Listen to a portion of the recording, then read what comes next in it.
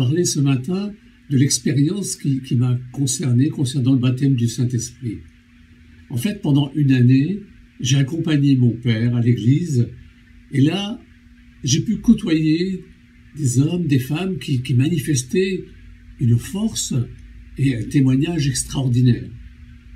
Alors que c'était une toute petite communauté, alors qu'il n'y avait pas matière à avoir une force de rayonnement, j'étais frappé. Et j'avoue sincèrement que j'avais soif de partager cette même joie et cette même force dans le témoignage. Et donc j'ai pris cette décision de me donner au Seigneur Jésus, et donc au bout de cette année, j'ai pris le baptême d'eau avec plusieurs frères et sœurs. À la fin de ce baptême, de la cérémonie, juste dans la continuité, nous sommes restés avec le pasteur pour un moment de prière et de recherche du baptême du Saint-Esprit.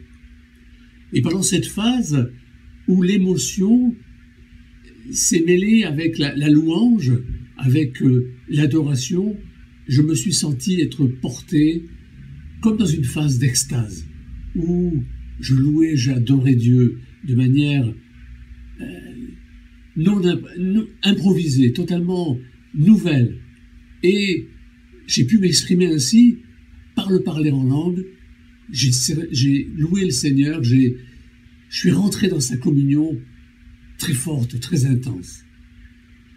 Alors, à partir de là, j'ai voulu ensuite vivre ça avec cette force qui était nouvelle, qui m'habitait. Et c'est vrai que pendant toutes les étapes de ma vie, j'ai pu compter sur cette force de l'Esprit Saint dans ma vie pour sa présence. Alors, c'est vrai que pour ma vie privée, cette présence de l'Esprit Saint me permettait de maintenir cette connexion avec le ciel, dans cette communion qui échappe en fait un peu à l'intelligence, à l'intellect, mais qui nous met proche de Dieu et qui fortifie notre foi et notre être. Alors il est vrai aussi que dans l'Église, collectivement, nous pouvons aussi vivre, et c'est nécessaire, des temps de rafraîchissement, de renouvellement qui nous permettent ensemble d'entrer pleinement dans son service. Et enfin, vous savez, nous sommes le temple du Saint-Esprit. Alors, accueillons-le, laissons-le nous pénétrer et vivons une nouvelle Pentecôte. Bonjour à tous, merci Manuel pour ce témoignage. Comme tu l'as dit, nous voulons que cette semaine de jeûne et prière soit un temps de rafraîchissement, de renouvellement, mais aussi l'occasion pour ceux qui ne connaissent pas le baptême du Saint-Esprit de le découvrir, de l'expérimenter, ainsi que l'exercice des dons tel qu'il est parlé dans 1 Corinthiens chapitre 12. Alors pour ça, j'aimerais faire une lecture avec vous dans Éphésiens chapitre 4, des versets 7 à 10.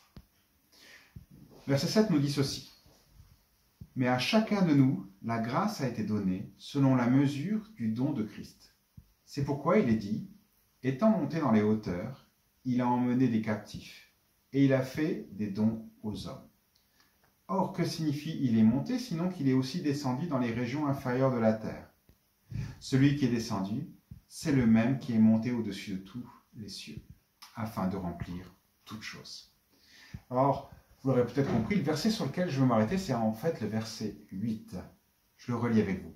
C'est pourquoi il est dit, étant monté dans la hauteur, il a emmené des captifs et il a fait des dons aux hommes. Lorsque Paul cite ce verset, il cite le psaume 68. Le psaume 68 est un psaume de victoire. C'est un psaume qui a été écrit par David et qui, tout compte fait, parle d'une marche triomphante d'un roi qui revient chez lui. On parle aussi de la sortie du désert, bref, où le peuple est triomphant et où le roi est à sa tête et où le roi revient chez lui et va distribuer, comme ça se faisait à l'époque, des cadeaux à son peuple. Et lorsque Paul cite ce verset, il le prend de manière prophétique. Il l'applique à Jésus et à ce qu'il s'est passé dans sa vie, dans son ministère. Donc il reprend en fait pour Jésus les images d'un roi triomphant. Il dira, étant monté en haut. Donc là, il parle non plus du roi qui retourne dans sa capitale, qui retourne dans son palais, mais il parle de l'ascension de Jésus. Où Jésus, après avoir combattu sur terre et être victorieux du péché, de la mort, sur le prince des ténèbres, comme la Bible nous le dit, eh bien, il retourne dans son palais. Lorsqu'il dit il a emmené des captifs, c'est vrai que tous les rois emmenaient des captifs et qu'ils venaient à son service, qu'ils devenaient des esclaves ou des hommes importants dans le pays. Et là, je dirais, c'est un peu la même chose. Jésus a libéré, non pas en emmenant des captifs, mais en emmenant des gens qui sont maintenant sauvés, et il va faire d'eux des serviteurs, les serviteurs de son Église. C'est-à-dire vous, moi, chacun d'entre nous, on est les gens qu'il a emmenés avec lui, qu'il a emmenés lors de cette victoire sur les ténèbres. Et ce qui nous intéresse plus particulièrement, c'est la fin de ce verset. Il a fait des dons aux hommes. Je vous le disais, les grands rois font des dons. Lorsqu'ils reviennent, ils jettent de l'argent ou donnent du pain, de la nourriture, bref, sur leur passage. Et là, Dieu ne jette pas les choses comme ça, n'importe quoi, non. Il fait des dons. Maintenant qu'il est revenu dans son palais en triomphe, qu'il a vaincu l'ennemi de nos âmes, eh bien, il est en capacité de faire des dons. Et la Bible nous dit que le don qu'il fait, et on le voit d'ailleurs dans le contexte de notre passage, le don qui est fait, c'est le don du Saint-Esprit. Jean 16, verset 7, Jésus dit ceci, « Cependant, je vous le dis en vérité, il est avantageux que je m'en aille, car si je ne m'en vais pas, le Consolateur ne viendra pas vers vous. Mais si je m'en vais, je vous l'enverrai. » Ce verset prend toute son importance, son impact sur nos vies, parce que nous n'avons pas à nous-mêmes aller chercher la victoire, à batailler pour recevoir le baptême du Saint-Esprit, ni même l'exercice des dons, puisque la victoire a déjà été remportée. Puisque nous sommes revenus avec Jésus, nous marchons maintenant à sa suite, nous sommes dans le cortège et nous recevons ses cadeaux. Alors aujourd'hui et tout au long de cette semaine, je vous invite à simplement profiter de la présence de Jésus. Je vous invite chaque jour que vous allez vivre, que ce soit le midi en jeûnant, peut-être le soir, les moments que vous allez passer dans la présence de Dieu, dire Seigneur, tu fais des dons. Parce que tu as remporté une victoire sur l'ennemi de nos âmes.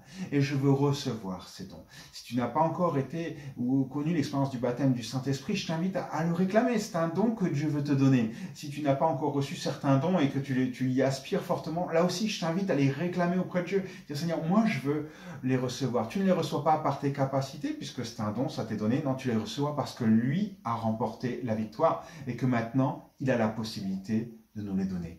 Alors, laisse-moi prier avec toi ce matin et t'encourager dans toute cette journée, dans tout le reste de cette semaine, à rechercher les cadeaux que Dieu veut te donner. Je vous invite à courber vos fronts. On va prier ensemble. Seigneur Jésus, je te prie pour chaque personne, Seigneur, qui est là ce matin, qui veut se centrer sur toi, qui veut venir devant toi, qui veut simplement aller encore plus loin avec toi et expérimenter ces dons si merveilleux que tu as donné à chacun d'entre nous. Je prie maintenant, Seigneur, que tu bénisses chacun d'entre nous et que nous puissions, au travers de nos aspirations les plus secrètes, les plus intimes, que nous te confessons, que nous te partageons, recevoir ces dons. Je prie pour tous ceux qui ne sont pas baptisés du Saint-Esprit, afin que ton Saint-Esprit puisse descendre sur eux avec force et puissance. Je prie pour tous ceux qui veulent être renouvelés ou rafraîchis dans ton esprit, Seigneur, que là aussi, il est comme un vent qui vient souffler sur eux, Seigneur, et qui vienne les renouveler. Merci aussi de bénir tous ceux qui veulent grandir dans tes dons, qui veulent les développer, qui veulent, Seigneur, les aiguiser, et que là aussi, Seigneur mon Dieu, ils puissent recevoir ce que tu as gagné à la croix, Seigneur mon Dieu, ce que tu as gagné, Seigneur mon Dieu, par cette victoire sur la mort, sur le péché et sur l'ennemi de nos âmes. Merci pour tout ce que tu fais, Seigneur. Ce matin, Seigneur, nous voulons nous attendre à toi, Seigneur, dans nos propres vies. Merci pour tout, Jésus. Amen. Voilà, que Dieu vous bénisse et que cette semaine soit riche pour chacun d'entre vous en bénédiction.